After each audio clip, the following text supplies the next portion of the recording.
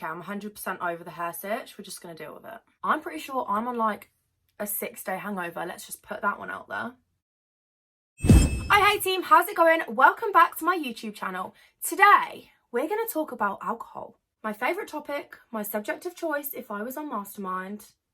I feel like I'm a pro at this. Before we get into this video, don't forget to hit the subscribe button to find out about all things fitness. Now, I am no stranger to a night out. I am no stranger to a few too many tequilas. I am definitely no stranger to the post-night out kebab, hungover McDonald's breakfast situation.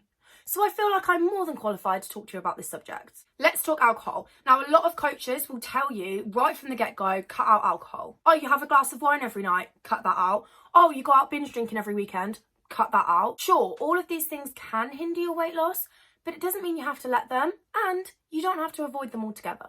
I'm about to teach you exactly how I go out drinking almost every single weekend and still see results. And I'm not exaggerating when I say I go out almost every weekend. I'm a nightmare. Now, firstly, let's look at alcohol's impact on the body. I hate to break it to you, but it still contains calories. Shock horror, I know. 7 calories per gram for that matter. That's more than carbs and protein at 4 calories per gram and fats at 9 calories per gram. Drop me a comment below if you want me to do a video explaining exactly what calories are. And if this is in addition to your overall calorie intake rather than a replacement, you can see how consumption of alcohol can lead to weight gain through overconsumption of calories altogether. Because as we know, fat loss can only happen if we're in a calorie deficit. Now, you can't necessarily store alcohol as fat, but your body uses up the alcohol energy first, meaning that your body essentially hits a pause button on fat burning until the alcohol's out of your system, which means that your food is more likely to be stored as fat to kind of save it for later until your alcohol's energy is gone.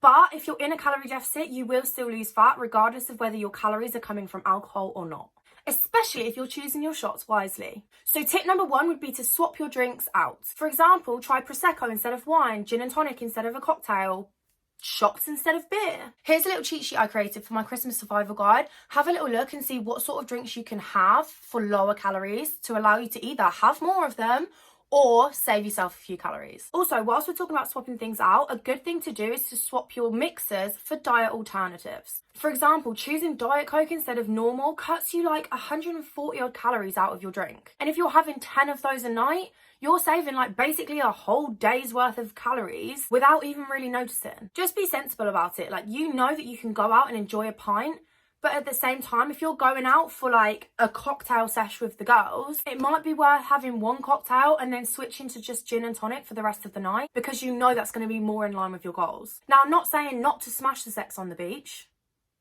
because you can. Do you know what I mean? Like, you do you, boo, at the end of the day. But if you are trying to lose fat, sometimes just swapping those little things around are going to make a world of difference. So just be wise with your choices. Also, alcohol lowers our inhibitions, which basically means we're less likely to choose the best choices that support our goal. I'm not just talking about regrettable life choices. Have you ever chosen a salad instead of a kebab on a night out?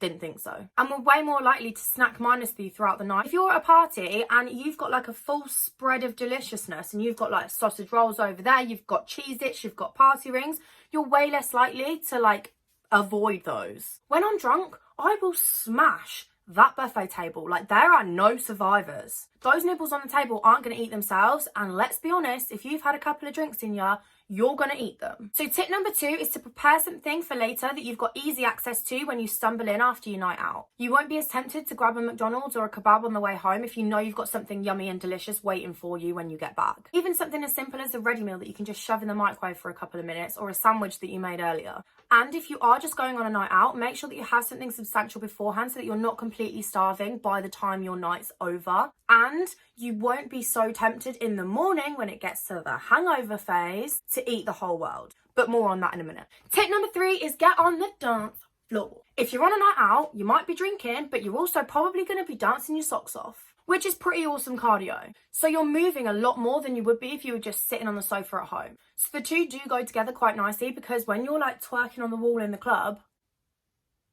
you're going to be burning off quite a lot of the calories that you're drinking. Tip number 4, let's talk about hangover food. Let's be honest, they're not fun.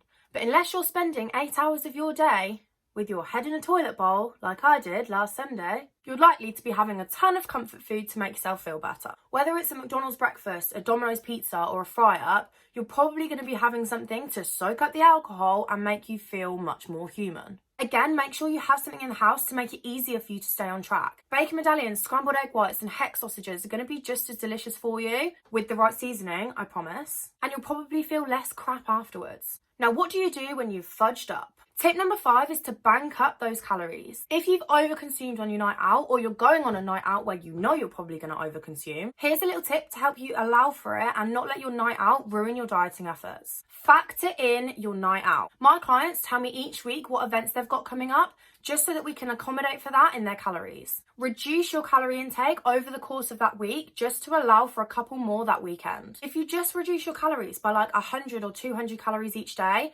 that's an extra 1,400 calories that you've got for your night out. And that 100 to 200 calories doesn't really make much difference over the day. That's like one less cappuccino, a spoonful less pasta, or taking the yolks out of your eggs in the morning. This isn't overly restrictive or anything like that. It just helps to bank up a couple of those calories so that you've got a couple more to play with at the weekend. And tip number 6, it's okay to be at maintenance for a week. If it's only a special occasion you're drinking on or a one-time thing, it's okay to let your hair down and go all out without worrying too much about staying on track. It's sometimes really difficult in social situations to avoid the table wine or say no to dessert or stop your friend force feeding you cheesy chips after your night out. And that's cool too. It's okay to not be completely focused on your goals every single day. You're allowed to go and enjoy yourself on a night out. You're allowed to go and have fun without considering your fat loss goals every single time you're out. Side note, just be aware though that alcohol is actually a depressant. And honestly, it can make you feel really rubbish if you're consistently doing it each weekend. I've been there. I know the feels. It doesn't feel good. Your mood can plummet throughout the week after. So if you find that you are feeling a little bit down or a little bit moody after your night out, do consider cutting back a little bit just to be able to get yourself onto a good level again. Your mental health is the most important thing to consider. Okay team, those are your 6 tips. Just to summarize, do not stress. You don't have to completely cut out alcohol in order to lose weight, but don't be naive to your drinking. Alcohol calories count too. Hopefully this has helped you to navigate your next night out a little bit easier. Give this video a thumbs up if you enjoyed it and drop me a comment below of what sort of videos you want me to film next.